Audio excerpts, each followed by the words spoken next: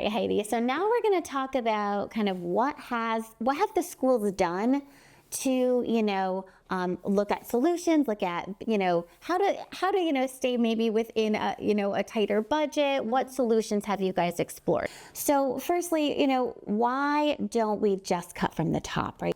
This is a really big question and really important to people. They see what people are being paid at the top, and they're like, that's where I can go. That's been a question I've had as well. And I've spent a lot of time talking to our superintendent about where this can go. And to be clear, we have cut administrative positions. There's a lot of positions that people are like, we don't need, and we really do. So the things that they work on, a lot of them deal with the bullying complaints, the special needs compliance, those kinds of things. And they're things that the average person doesn't see because it doesn't apply to them. But when it does apply to them, that's something that they really have to exist there. We've seen other districts in trouble for not compliance of things, and we don't want to get into that position. We want to do what we need to do. Some of our highest administrators are responsible for our grant funding.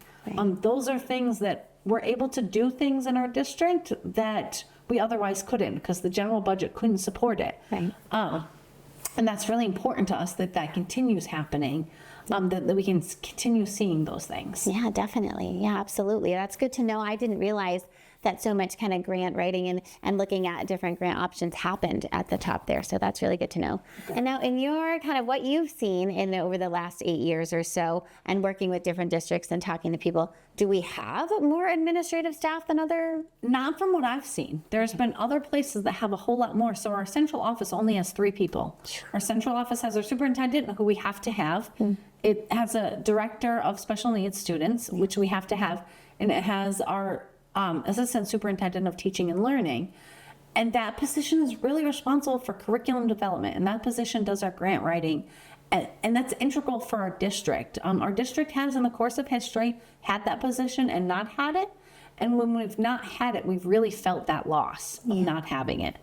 And so that's something that currently we're invested in having, and we know the importance of what it does for all of the students in education.